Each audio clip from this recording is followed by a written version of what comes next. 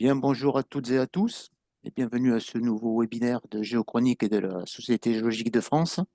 Donc, je suis le rédacteur en chef du magazine et j'ai le plaisir d'accueillir les personnes que vous voyez sur l'écran, qui étaient les deux coordinatrices avec d'autres personnes. Il y avait d'autres coordinateurs, hein, qui étaient les deux coordinatrices principales du dossier qui a été consacré aux météorites et aux sciences participatives. Ça a été publié en juin l'année dernière. C'était le numéro 166 de Géochronique.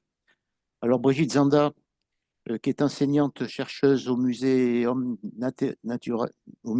National, naturel d'histoire, national d'histoire naturelle. d'histoire Le- naturelle. C'est vrai qu'on a tellement l'habitude de dire l'acronyme MNHN qu'on ne sait plus trop ce que ça veut dire. Donc, Brigitte est spécialiste des météorites, responsable scientifique du projet de sciences participatives Vigiciel, et Asma Stenhauser, qui est ingénieure d'études et qui est coordinatrice des programmes participatifs Vigiciel et Vigitaire au sein du MNHN également. Donc voilà, je vous laisse la parole. Normalement, c'est ce qui est prévu, c'est un quart d'heure de présentation et un quart d'heure de questions-réponses. Donc c'est un peu à vous de gérer ça en fonction de votre présentation. Voilà, vous avez Oui, la parole. Merci. merci beaucoup. On va parler chacune à notre tour. Alors moi, j'étais partie sur une demi-heure de présentation, pas sur un quart d'heure. Donc, bon, bah, Bon, si vous ça adaptez un dépasse, peu, oui, oui, c'est pas. voilà. Bah, puis sinon, bah, vous nous couperez, vous n'aurez pas la fin et vous n'entendrez pas Asma et ce sera bien fait. Bon, voilà. Donc, en fait, donc moi, je vais vous raconter un peu ce qu'on fait et pourquoi. Et on va tout baser sur un exemple qui figure, en fait, très peu dans le magazine, dans le dossier qui est paru dans Géochronique, justement parce que c'est une histoire qui est arrivée en parallèle et qui est vraiment venue perturber la rédaction de ce dossier. Mais comme c'est quand même une histoire assez intéressante et que ça permet d'appliquer presque tous les programmes du projet Fripon Vigiciel, j'ai décidé de partir sur cette histoire-là.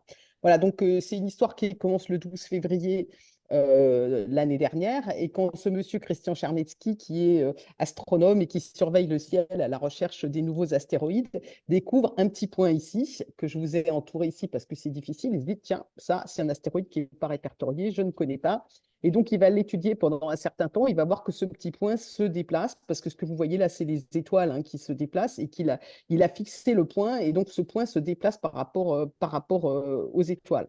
Et donc là, il comprend qu'il y a quelque chose qui se déplace et que c'est probablement un astéroïde qui va impacter la Terre. Alors, il contacte ses collègues pour vérifier et il annonce cet événement. Et donc ça, c'était le 12 février à 20h18 temps universel, 22h18 en France. Et moi, je vais vous raconter comment, moins de 3 jours après, grâce à nos programmes Fripon Vigiciel, ben, on avait déjà un caillou en main qui était un morceau de ce caillou qu'on voyait. Là, ce que vous voyez, ce petit point, il faut imaginer, c'est un bloc qui fait à peu près 70 cm de diamètre et qui est vu à plus de 200 000 km de distance. Et 3 jours après, on en a un morceau dans la main. Alors déjà, le début de l'histoire, ce qu'il faut comprendre, c'est que là, on a une vue schématique du système solaire, c'est qu'en fait, le système solaire est absolument peuplé de petits objets qui se baladent. On voit les grosses planètes, on voit les astéroïdes, on voit là-dessus les comètes, les astéroïdes et tout. Mais en réalité, tout ça, c'est ce qu'on voit qui s'est à peu près stabilisé sur des orbites qui sont fixes. Mais il y a plein d'autres objets qui se baladent, des petits corps qui se baladent de toutes les tailles, et avec surtout des gros objets, des petits objets. Ce que vous avez là, c'est le flux, c'est le nombre d'objets qui rentrent en collision avec l'atmosphère de la Terre en fonction de leur taille, et on a de la chance. Les objets kilométriques sont extrêmement rares, les objets micrométriques sont beaucoup plus fréquents, et ça correspond tout à fait à cette distribution qu'on voit là quand on voit la surface d'un astéroïde, c'est quelques gros blocs et puis plein, plein, plein de petits trucs. En fait, la Terre, quand elle se déplace, ben, elle chope ces objets-là et ça nous sert de détecteur. Et c'est grâce à la Terre utilisée comme détecteur qu'on sait qu'est-ce qui se balade effectivement dans l'espace interplanétaire.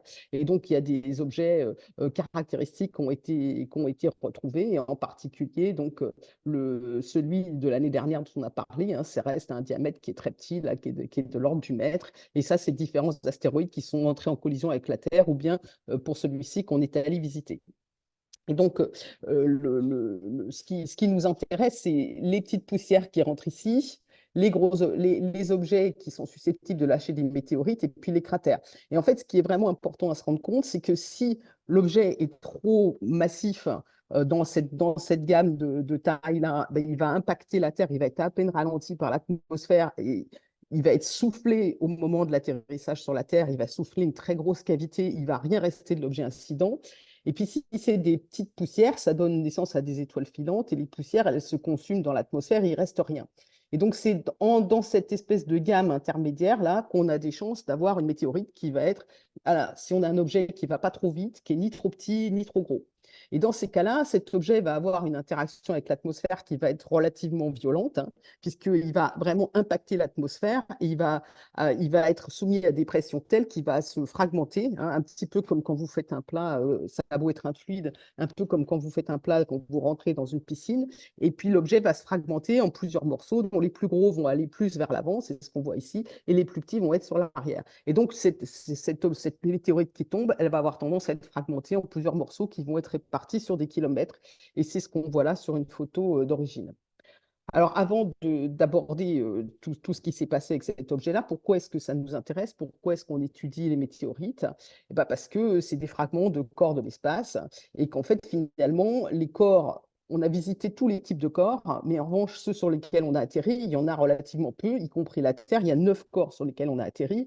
Quant à rapporter des échantillons ou avoir accès à des échantillons, faut que je ne me trompe pas, oui, ça fait 6 corps desquels on a accès à des échantillons. Et encore, ces deux corps qui sont à droite, là, on a eu quelques grammes pour le premier et 120 grammes pour le deuxième. C'est des missions qui sont revenues dans les 2 dernières années. Donc, il y a très peu d'objets du système solaire dont on a des échantillons. Mais avec les météorites, on a autant d'échantillons de la Lune que ce qui a été rapporté par les missions. On a des échantillons de Mars qu'on n'a toujours pas rapportés et qui d'ailleurs, dont le retour s'éloigne dans le temps, hein, parce que c'était prévu pour 2030 et maintenant c'est en train de partir très très loin dans le temps. On ne sait même pas si on va les rapporter.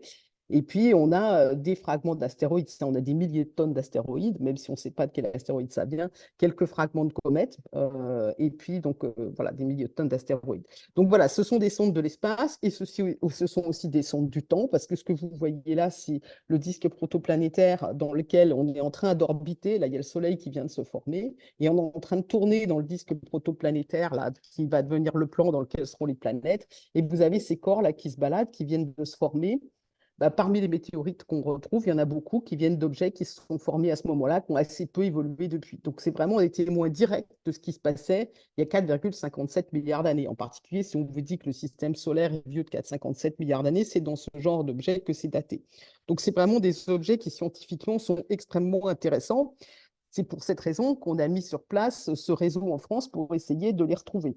Et ce réseau, il se décompose en 2 parties. Une partie réseau de caméras qui surveille les bolides qui annoncent peut-être la chute d'une météorite, à discuter, hein, parce qu'on voit un objet qui se fragmente, là, on ne sait pas toujours s'il y a une météorite au bout. Et puis, quand on a décidé qu'il y a une météorite sur le terrain, on va essayer d'aller chercher. Et ça, c'est l'objet du programme, c'est un des objets du programme Vigiciel. Alors, en quelques mots, le réseau de caméras, hein. En France, il y a une centaine de caméras. Le réseau est en train de s'étendre un petit peu en France. Et puis la partie réseau vraiment vigiciel, recherche citoyenne associée à ce programme de recherche, il comporte 3 volets principaux. Contribuer aux observations des météores, hein, ce que fait le réseau de caméras, mais doubler ça parce qu'il y a des informations complémentaires qu'on peut avoir comme ça. Aller sur le terrain rechercher des météorites et puis on en parlera à la fin assez brièvement, regarder les cicatrices anciennes du passé, ces cratères d'impact qui ont été produits par des objets assez gros. Donc, comment est-ce qu'on construit un réseau comme ça pour des gens qui vont travailler là-dessus? Eh bien, on s'appuie sur des relais. Donc, évidemment, il y a les relais là où il y a des caméras Fripon en France, ça fait une centaine de relais. Mais surtout, nous, on a mis sur place un relais de correspondants sur lesquels on s'appuie, qui sont des gens qui sont plutôt impliqués dans la diffusion de la culture scientifique. Et pour travailler avec ces gens-là, on les réunit régulièrement, on les forme, hein, vous assistez là à des épisodes de formation, on les a réunis, nous ont aidés à construire le projet et on les réunissait très très souvent au moment où on était en train de construire le projet. Mais depuis, on les réunit, on essaye de les réunir une fois tous les 2 ans, à la fois pour un bilan des actions et un échange de pratiques. On a mis à leur disposition des outils pédagogiques, donc des expositions qu'ils peuvent copier, surtout des vidéos et puis surtout des mallettes d'activités avec des cailloux, des vrais, des faux, des météorites à regarder, une boîte pour regarder des lames minces, des outils pour faire de la physique, et puis un livret d'activités qui convient. Et donc, on les forme à utiliser ça, et puis eux peuvent s'en servir pour leur public, et ça leur permet de mieux comprendre à quoi ça sert qu'on fasse les météorites. Donc ça, c'est les formations, on les a déjà vues dans la diapo d'avant. Et puis, au fur et à mesure du temps, il y a eu de plus en plus de manières possibles de participer à ce projet. Héberger une caméra Fripon, c'était la seule chose qu'on pouvait faire au début, mais plus le programme évolue, plus on est capable de faire des choses avec nos publics, et en particulier participer vraiment aux recherches sur le terrain, rechercher de nouveaux cratères d'impact, et à terme, on espère que nos publics pourront participer à l'analyse des données. Voilà, et donc maintenant, on va reprendre cette histoire, mais en repartant de qu'est-ce qui s'est passé donc, dans l'histoire de ce bolide du 12 février. Donc, la partie recherche de météores, peut-être tu veux y aller maintenant, Asma, tu reprends la parole. Alors oui, je vais aller très vite, comme ça il y aura un peu de temps pour poser les questions. Donc une fois que l'astronome hongrois que Brigitte a présenté au début a détecté cet astéroïde avant son entrée dans l'atmosphère, nous, tous les réseaux un peu d'astronomes se sont un peu excités autour de cet événement et ont essayé chacun en fonction de ses compétences de collaborer et de pouvoir mieux le caractériser. Et nous, on a fait un appel auprès des publics pour qu'ils puissent s'installer et admirer ce phénomène, l'enregistrer s'ils en ont la possibilité et nous envoyer aussi des vidéos et des témoignages via le formulaire en ligne qu'on avait mis en ligne donc depuis quelques années. Et c'est ce qui s'est passé. On a eu à la fois, là vous voyez sur cette carte, la carte des témoins qui ont rempli ce formulaire en 12 étapes et avec la trajectoire en bleu qui est déduite automatiquement de leur témoignage. Et on a également eu, dans la diapo d'après, des photos et des vidéos de l'événement. Et tu peux montrer ensuite la suite, Brigitte. Voilà, là, on a une magnifique photo qui est prise par Jocelyn Desmar, donc de l'Observatoire de Paris, qui s'est installé et qui avait vraiment l'heure exacte de l'apparition de ce bolide qu'il a pu capturer. Et donc, voilà. Et il y a également voilà, une vidéo, vous voyez, on voit presque un plein jour en pleine nuit, donc c'est vraiment un phénomène qui est impressionnant, dont les témoins se souviennent. À partir de ces données-là et les données de caméra, les astronomes ont pu calculer des zones de chute. Ce n'est pas une chose facile, car comme vous l'a montré Brigitte, l'objet se fragmente dans l'atmosphère, il peut y avoir des fragmentations à plusieurs altitudes. Et donc, à partir de toutes ces données, là, avec l'analyse de la photométrie, les témoignages, etc., ils utilisent plusieurs modèles pour modéliser cette dispersion des fragments en fonction des masses et de l'altitude de fragmentation. Et on obtient plusieurs solutions en fonction du modèle utilisé dans différentes équipes à travers le monde. Et quand on voit ça, on a l'impression que c'est la même zone, mais quand on est sur le terrain, eh ben, finalement, c'est très compliqué parce qu'on se demande par où commencer. Et en fait, le choix a été fait le 12 février, dans la diapo d'après. Donc, oui, le bon côté de cette histoire, c'est que nous, on avait l'expérience de la recherche de météorites. On en avait déjà fait une quinzaine peut-être de recherches de météorites sur le terrain en France, même si on n'avait rien trouvé. Parce que c'est compliqué, ça reste très compliqué, mais on a beaucoup appris comment s'organiser, combien de personnes à la fois, comment demander des autorisations d'accès au terrain, comment former le public, comment demander des autorisations aux instances locales, etc. Donc, on avait vraiment le mode d'emploi. Et voilà, le 15 février, on a décidé de chercher les petites masses. Et on a commencé par demander donc l'autorisation au maire de Saint-Pierre-le-Viger, parce que c'était la commune par laquelle on avait commencé, pour qu'il nous mette en contact avec les propriétaires terriens. Et on a eu beaucoup, beaucoup de chance parce que, voilà, donc moins de 3 jours après la découverte initiale de l'astéroïde, le 15 février, on a trouvé le premier fragment.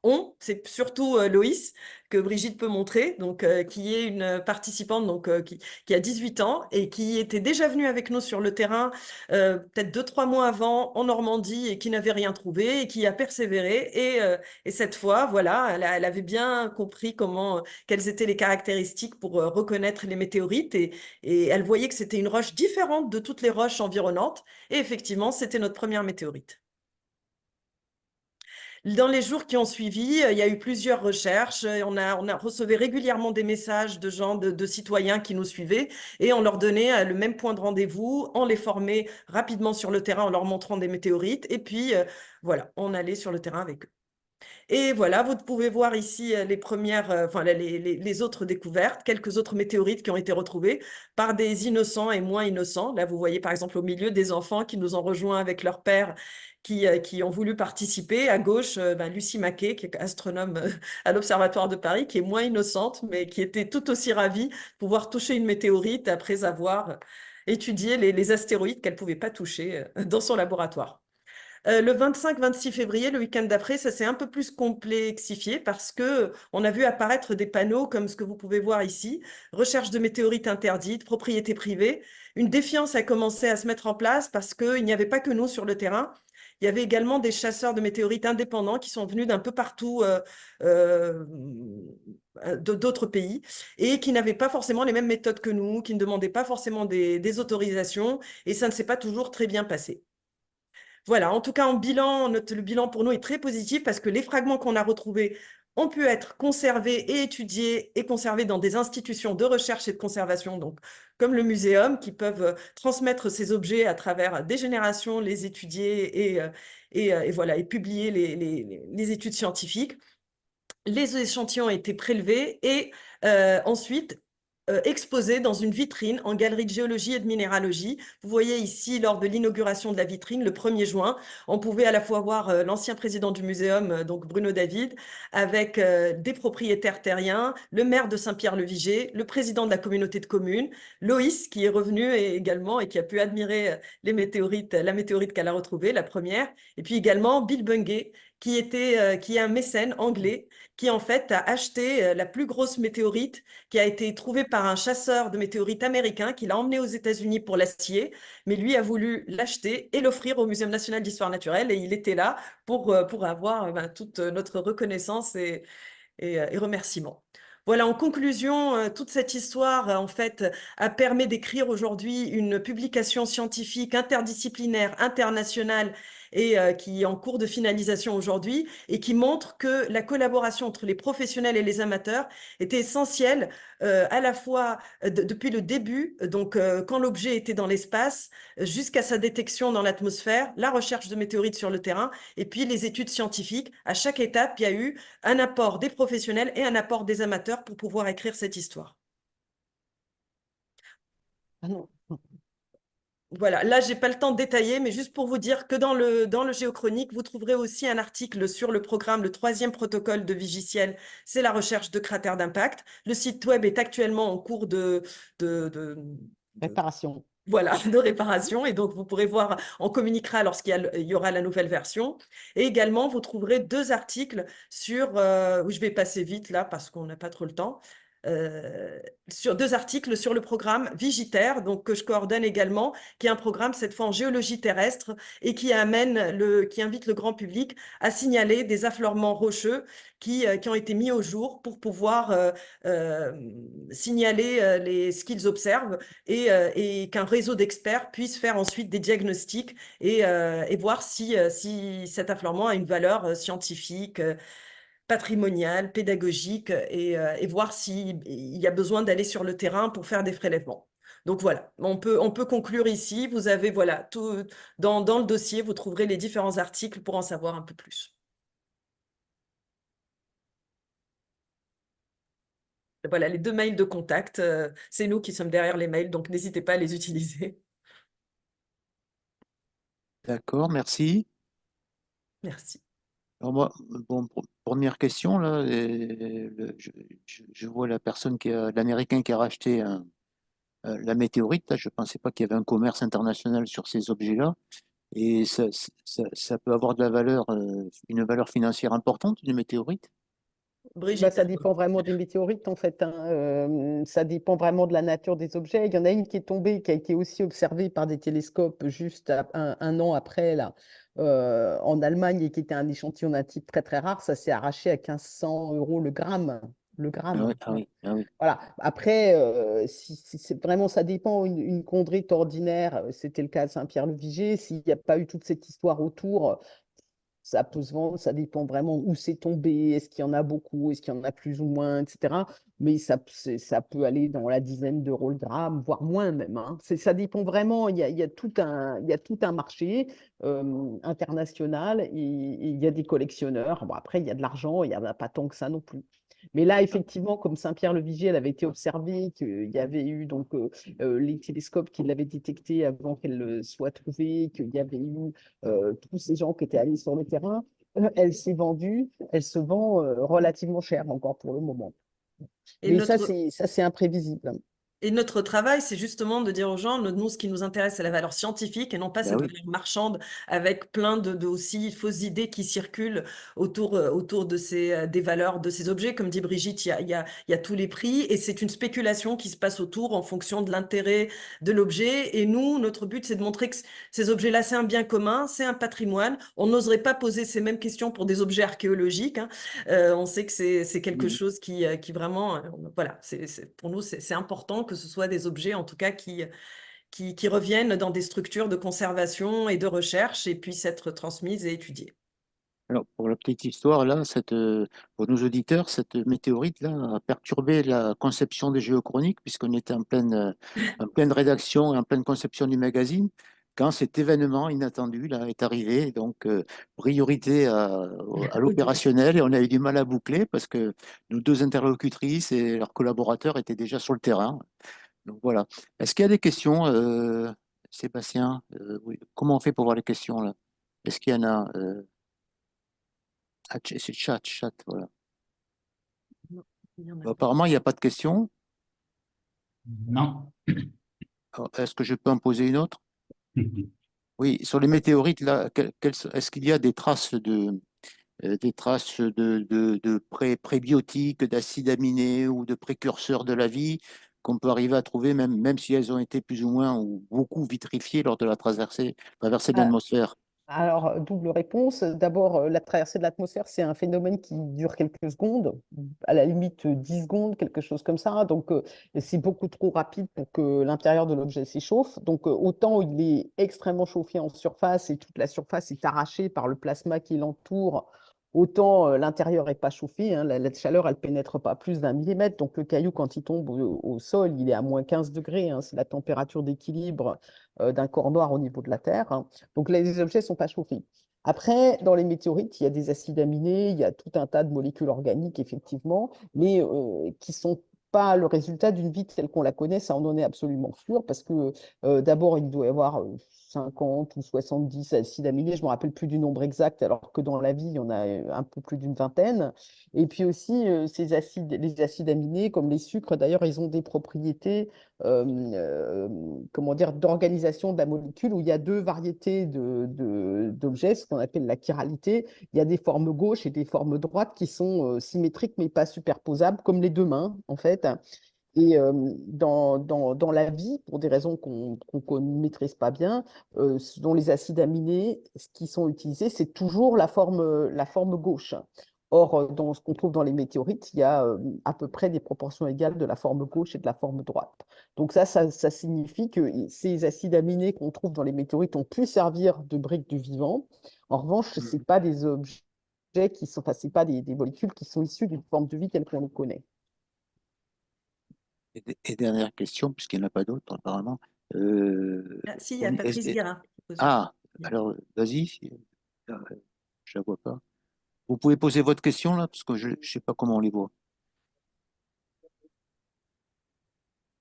Le micro est coupé, Patrice. Patrice Guérin, oui, vous pouvez poser la question, s'il vous plaît. Voilà, donc est-ce que vous m'entendez? Oui. Oui, Ah, bon. Ça fait plaisir. Voilà. Donc, concernant la chute de Riebeck en Allemagne, donc, Kubrick l'a un petit peu, bon, d'ailleurs, dans l'écho est en train de se manifester en ce moment. Est-ce que vous avez des résultats affinés? J'entends pas, Patrice, c'est très coupé. Tu peux répéter, s'il te plaît? Avez-vous des résultats affinés concernant la chute de la météorite? Alors, nous, on n'a pas eu d'échantillon, hein. Donc, mais en revanche, elle est déjà déclarée auprès du comité de nomenclature de la Meteorological Society. Ce sont les collègues de Berlin qui mènent l'affaire, hein. il faut quand même se rendre compte que autant les réseaux de caméras, on voit ce qui se passe à droite, à gauche, on voit un petit peu partout dans tous les pays, donc les gens échangent des données et il y a une collaboration de pays à pays qui est très forte. Autant sur la partie vraiment échantillon sur le terrain, les Allemands vont chercher les cailloux qui sont en Allemagne, les Français cherchent les cailloux qui sont en France, on a déjà bien assez à faire en fait. Donc non, on n'a pas eu d'échantillon de Riebeck. Je sais que j'ai des collègues qui ont essayé d'en acquérir. Je ne sais pas s'ils y sont parvenus. Je les avais accompagnés au début, je les avais accompagnés au début, mais je ne sais pas si finalement ça a abouti ou non. Donc nous, non, nous on ne travaille pas dessus et on n'a pas de résultats particuliers. C'est nos collègues allemands qui gèrent. Pour, pour, pour ceux et celles qui ne connaissaient pas cette histoire, il y a eu une chute de météorites en Allemagne et c'est la météorite de Riebeck qu'on appelle ça, voilà. Et puis les gens ont eu la surprise, voilà, de trouver des météorites qui n'avaient pas un aspect habituel, disons, pas de la croûte de fusion noire qu'on connaît. Et donc c'était difficile de pouvoir trouver les premiers morceaux et c'est une météorite qui semble, en tout cas, d'un type très rare. Voilà. Et Oui, ce dont il faut se rendre compte, c'est que l'aspect du caillou, quand il a été fondu en surface, ça dépend vraiment de la composition à l'intérieur. Et comme c'est un objet dans lequel il n'y a pas de métal, il n'y a pas de magnétite, c'est pour ça que la croûte, elle est claire, hein, elle est transparente en fait. C'est parce que ce sont ces petites magnétites qui se forment dans l'atmosphère par réaction du métal qui est dans la roche avec l'oxygène de l'atmosphère qui opacifie la croûte. Donc en fait, si le caillou n'a pas le même aspect, c'est parce que la composition chimique du rocher qui est à l'intérieur est différente en fait, minéralogique. Et est-ce qu'on a déjà vu ou identifié, ou est-ce qu'il y a eu la possibilité d'avoir sur Terre des météorites extra-solaires? Alors, c'est pas totalement impossible, mais la probabilité est ultra faible. C'est-à-dire que les gens qui surveillent les astéroïdes, maintenant, on connaît plus d'un million d'astéroïdes qu'on a détectés, dont on a détecté les trajectoires. Pour le moment, à ma connaissance, on en a détecté que trois, je crois, qui ont traversé le système solaire, qui venaient d'une origine extrasolaire. Donc, il y a des corps qui se baladent, il y a peut-être même des astéroïdes qui ont été éjectés du système solaire qui se baladent dans l'espace interstellaire, mais la probabilité qu'ils arrivent jusque sur la Terre est extrêmement, extrêmement faible. C'est pas zéro, mais elle est extrêmement faible et nous, on les a pas identifiés, en tout cas, ça c'est sûr. Alors après, on a des tas de météorites dont on ne sait pas de quel astéroïde elles viennent, de quel corps elles viennent. Mais a priori, la probabilité d'avoir un objet qui vient de l'espace interstellaire et qui arrive jusque sur la Terre, elle est ultra faible. Déjà, même les corps planétaires qu'on a, les météorites planétaires qu'on a, en fait, on sait on a des bouts de Mars, on sait qu'on a des bouts de la Lune, mais enfin, c'est quand même les corps qui sont les plus proches de la Terre. On a des bouts d'astéroïdes, on ne sait même pas si on a autre chose, en fait. Ok. Et les échantillons de Mars dont tu parlais tout à l'heure, donc c'est un problème financier de la NASA, je crois, c'est ça. Oui, tout à fait, tout à fait, tout à fait. Donc, ils hésitent. Il y a il y a de très forts débats dans la communauté. Alors, moi, je ne suis pas du tout impliquée là-dedans, mais au départ, en fait, il y a le robot Persévérance là, qui est là-bas, qui fait des carottes et qui prépare des échantillons. Au départ, on devait renvoyer un rover qui allait récupérer ces échantillons, les rassembler et les confier à un véhicule qui resterait en orbite et qui repartirait avec. Un peu comme enfin, la partie lunaire là, qui était restée en orbite. Maintenant, la question, c'est est-ce qu'on en abandonne une partie? Est-ce que c'est Persévérance lui-même qui les rassemble? Est-ce qu'il en garde qu'une petite partie? Est-ce que c'est Persévérance lui-même qui ramène des grosses discussions là-dessus? Mais ce qui est sûr, c'est que le programme sera réduit par rapport à ce que c'était. Ça sera peut-être dans plus longtemps. On n'est pas, on est plutôt parti vers un recul. Moi, il faut quand même dire, quand j'ai commencé, même pas quand j'ai commencé ma carrière, mais dans les années, je dirais, à la fin des années 90, le retour des échantillons martiens était prévu pour 2013. Ça n'a fait que s'éloigner.